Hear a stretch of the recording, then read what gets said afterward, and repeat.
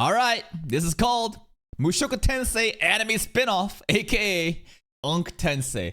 Personally, I thought this is one of the better animes airing this season. Is there a lot of similarities with Mushoku Tensei?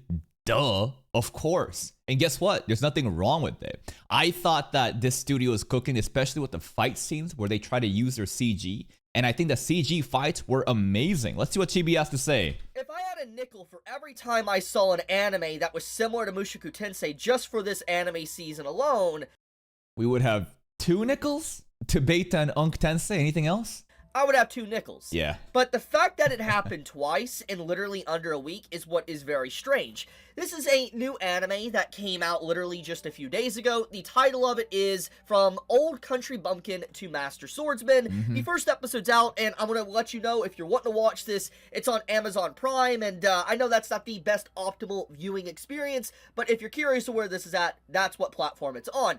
But not like if it was on Crunchyroll, it'd be any more optimal. Getting right into it, though, this series, as soon as I started it, I was whiplashed by Mushoku Tensei vibes. Like, you're not telling me just looking at these brief pictures about the show, you don't... It's Paul right over here. This is Eris and Ghislaine combined into one, and on the left, I don't know if it's Sylphie, maybe? Don't get that vibe. Like, okay, this is the key visual from the anime, okay? Yeah. And you can already see some slight similarities, but I really want you to look at the title real quick. Look at the title and how it's designed, and now look at Mushoku Tensei's title design. Oh, the fonts. Yeah, the font aesthetics, the golden, font there. I see it. Title and how it's designed, and now look at Mushoku Tensei's title design.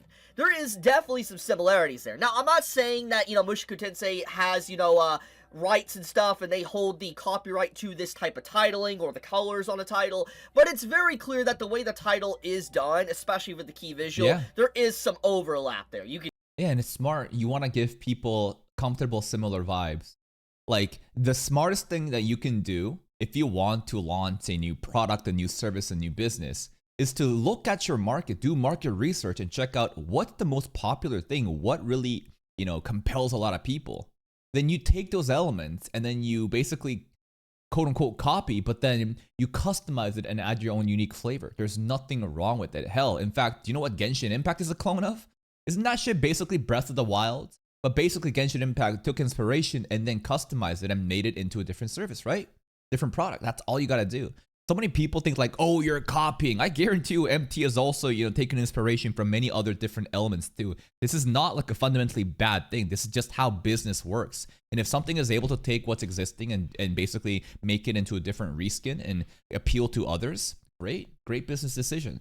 You can definitely see some vibes coming off of it, but that doesn't mean it's a bad thing. I just want to point that out. But also, the main male character, Beryl, he is, I'm not gonna lie, he reminds me a lot of Paul. Like, yeah, that's why we call this shit Paul Tensei. It just design-wise alone, being the swordsman at that, the way he carries himself, he legit does feel very similar to Paul Greyrat within Mushoku Tensei. Now, their personalities are slightly different. I will get into that.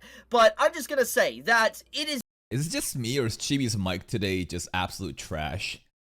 I haven't seen his videos recently, but goddamn, the audio in this video, it's just honestly just killing my ears. It's very strange how we didn't just have the beginning after the end air this season, but now this anime, From Old Country Bumpkin to Master Swordsman. Just a coincidence. So with that being said, let's get right into it. Is this good? Is this... I think it's really good. I think that this is like, based off of episode 1, it's in that 7.5 to 8 territory. I don't think it's going into the 8 territory just yet, but based off of episode 1, I like the setting, medieval fantasy, settings like this. I love that shit. You got guilds and adventurers, perfect. It's just what I'm very comfortable with.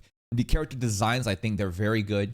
I like the combat to the combat, especially utilizing the CG and the sword choreography, very detailed. Soundtrack, great. Overall premise, fantastic. I just wonder, where is the plot gonna go? Is it gonna be just a slice of life, rom-com-esque show where the girls are just trying to get Unk's, attention? Is there going to be a big bad villain? Like, I don't know. Stuff like that has yet to be being said, but just episode 1, 7.5 to 8 territory for me.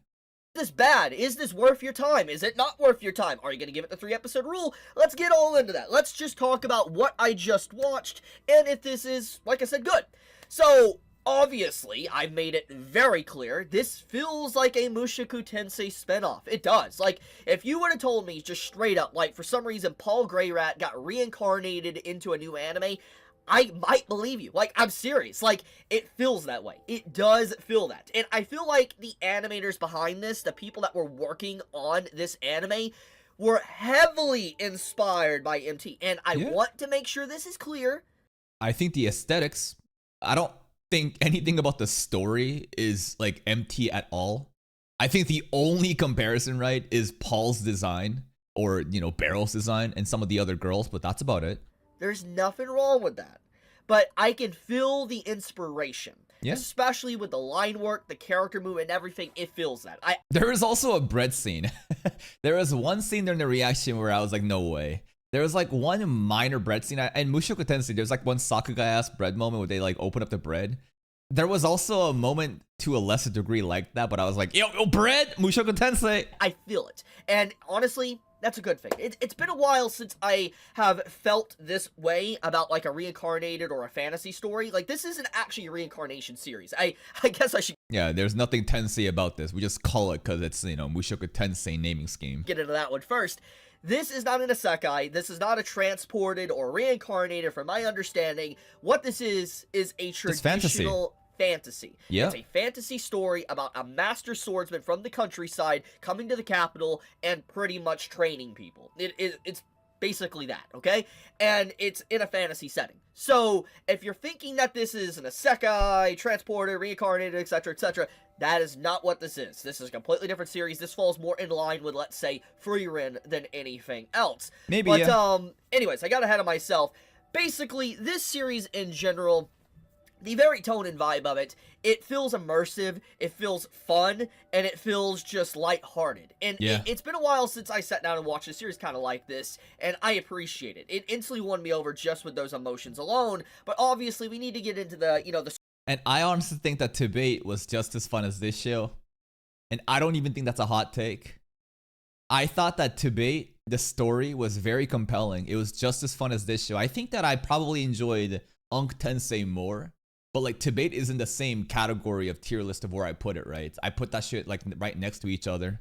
Story. We need to get into the meat of the situation and the characters and why I think that if you like, let's say, for instance, Mushoku Tensei or Frieren or something, you might like this. So first, I don't think people who enjoys Frieren would watch this and be like, oh, I'm getting Frieren vibes, I want to watch. I feel like, again, the only similarities between those two shows is the category that it's placed in, that's called fantasy. I don't really see the similarities at all. First off, the main character. This is our MC. His name is Beryl. Hopefully I'm pronouncing it right. But he is a master swordsman in the countryside. And very early on, right off the bat, you basically see that his parents, his older parents... Can't even call them grandpa or grandma yet because they don't have a grandchild. Are wanting him to basically find a wife. Be able to get a wife and have a child. And he's constantly dealing with this pressure at the household for... what it seems like for years at this point, and as time eventually goes on, he has a very rare meeting with one of his old students that basically just straight up admits to him that she is fine with the age gap if he decides. You think that the similarities between Frieren and this show is a slow burn?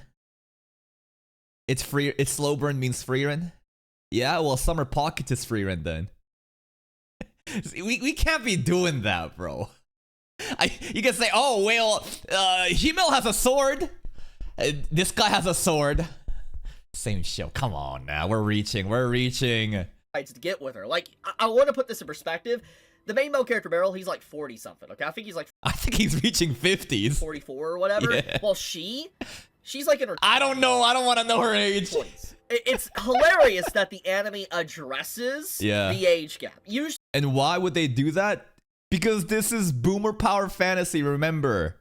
The average anime watcher has grown up significantly throughout the last 2 decades or so, right? They're no longer high school kids watching Naruto. They're a bunch of fucking unks now, so they gotta make shows to pander towards that demographic. And I think it's very fun to watch. I love shows like this. Is it because I'm an unk myself? I don't know. Maybe, maybe not. But it's a different type of power fantasy, you know? And the Unk is just so nonchalant about it. And he's like, nah, you girls, you get out of here. And all the girls are just so thirsty for him.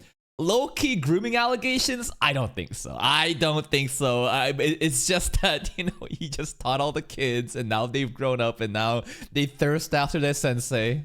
Usually that's not really ever acknowledged or addressed within an anime, so I will give props there. I'm pretty impressed by the acknowledgement of that. But more into her character in a moment. Right now, I'm just explaining the plot. Her character is that she has a thong line.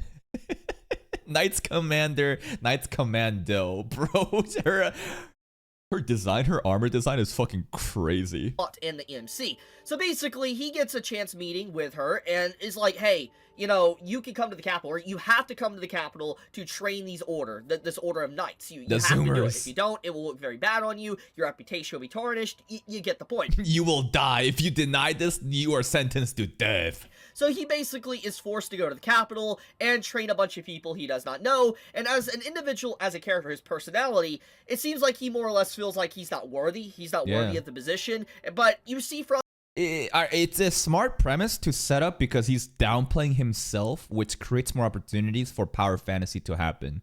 Because he underestimates his own strength, it'll just create scenarios again where, like, rather than a guy that's just so confident about himself, he'll be put in positions where it's just like, oh, I just did it casually, and other people are like, what? You call this casual? The entire episode that everybody is praising this man. Anyone that knows him or recognizes him instantly says, yo, you're an amazing swordsmaster. You're an amazing teacher. You're going to bring a lot of quality to the Order of Knights and stuff. You're going to be able to teach him a lot. But, he gives off this vibe of he's not that good. He implies that he's too humble, so to speak. He's a very humble character. But as the story continues and you get a little bit more introduction to some of his students and he's forced to basically move into the town and all that, eventually he has a sparring match with an individual.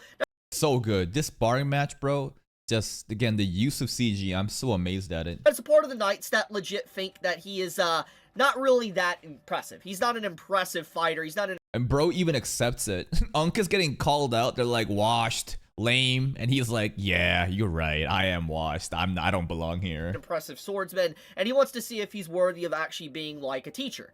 But as we see from the very fight, he is very impressive, but he's impressive in a way that it's not flashy. And I think that's what made me really also like this first episode a lot, because what we fundamentally see from the MC is that his talents are not necessarily an overwhelming strength. It is more or less because of the years of wisdom and knowledge he knows of the sword. Unk power fantasy, I'm telling you, bro. Doesn't matter if you're just an average washed up Unk, guys. Because you've lived so long, you have wisdom. You are a sage. And then you can self-insert yourself as a fellow Unk and be like, damn, them kids ain't shit, bro. I can still hang out with them. And learning, he is able to read people. He's able to read their movements of the sword. And it definitely feels fundamentally what a sword master should be like. A master swordsman. Sword boomer. Like. It's not necessarily about overwhelming power. It's about technique. It's about skill. It's about wisdom and insight into your opponent. And that is what we clearly see with the fight. And I think that fundamentally, that is very engaging for me, because it shows that this show is going to be a little bit more about the sword techniques and learning about how sword fighting is, instead of just strength beat strength for strength. Maybe based on the fight choreography too, they had a lot of details into it, the parries, basically the spinning movements too. I wonder if they're actually going to focus more on like the actual sword play element and then utilize this experience to kind of like overpower people per se, rather than using like, oh, I am isekai hero, number 287, and with these godlike powers, I'm gonna just beat you. We'll see where it goes. Will beat over anything else. It's about your knowledge of the sword. And some might not like that, but I do like the way the character presents it within this episode. The storyboarders, the animators, and everything, they did a fantastic job with that. But basically, he wins over the entire class because it's very clear he's a skilled teacher, and, he gets to get a lot of respect. A lot of people start to respect him. Yeah, and then the power fantasy here is like, all these goddamn Zoomers are like hating on the Unk in the beginning. Washed. Who's this old man, bro? He can't fight for shit. Unk shows them up and they just start simping and they're all big fans now. So I guess it's like to like an older viewer, they're like imagining themselves getting the respect of these goddamn kids, you know, who would never show them any respect in real life. And that's pretty much the episode. That's a very short summary of it, but there's obviously a lot more going on here. So basically, one thing that we get to find out is that he needs a place to live, and this main he needs a wife. Female character love interest, she is heavily crushing on this man. Like, she's laying it on thick the entire episode. She's like, well, her legs are also super thick too. Again, talk about the thong line, bro. Yo, you can see the thong line right now. It's over here. You see this shit, this black line? There it is, bro. Stay with me, you can stay at my place and all that. Obviously, he denies her because he feels like it'd be inappropriate, but, like, she lays it on thick. And pretty much every single individual he comes in contact with, like his old everyone wants to lay it on thick. Students and stuff, they just straight up, they love him. Like, they absolutely love him, and they kind of have romantic feelings for him. They do. More, like, it is absolutely romantic feeling. They're all fighting over him already, and it's already episode 1. It's all a bunch of ex-students as well, so it's just it's a little bit sus. Maybe some people could reach and do a grooming allegation, but I don't think this character have any interest like that, right? He actively pushes the girls away, saying, I'm way too old. What the hell are you kids doing? So he's quite the, more or less, quite the player. He definitely gets a lot of people wanting him. He's got his own harem building up, so to speak. Yeah, and the guy also, again, it's not just the girls too. That new guy, right, that we, like, corrected, he's also simping hard. But let's get into his character personality. He's a very humble character. Bland. He's someone low-key boring.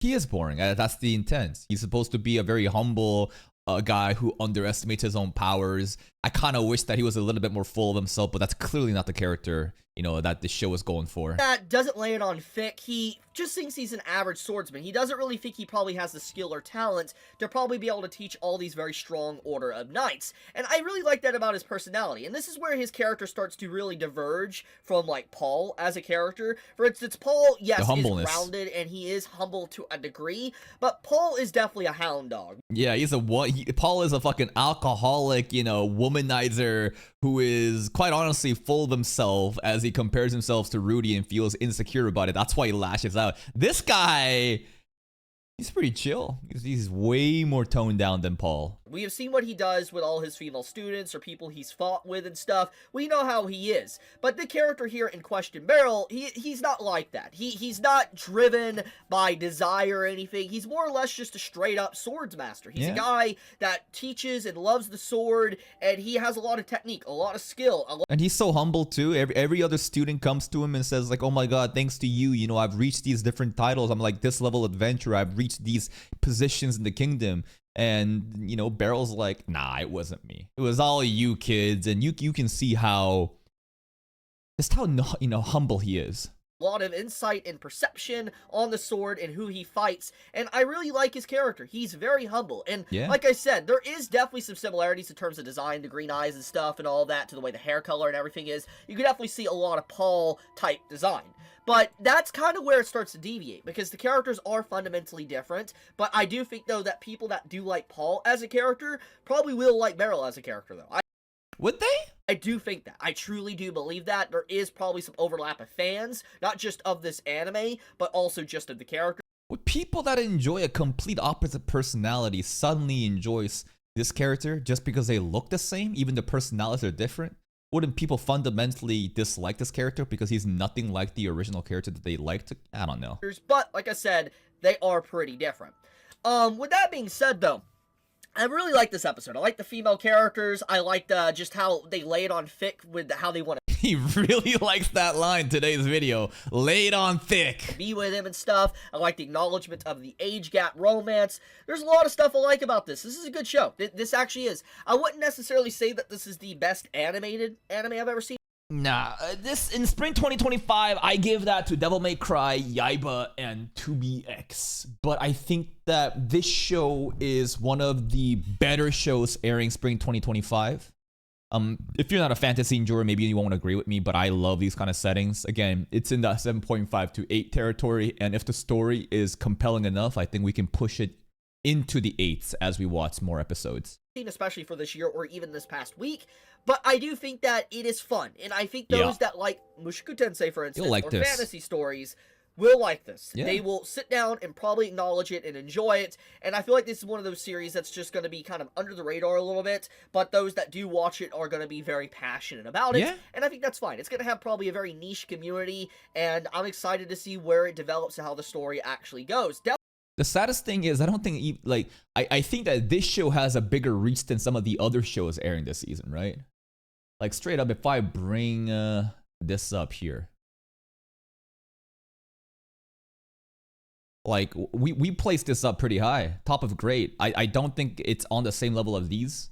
I think these are objectively just, the production is way higher, and I fucked with the story a lot. But this show, pretty great. Like, this as well, pretty damn good.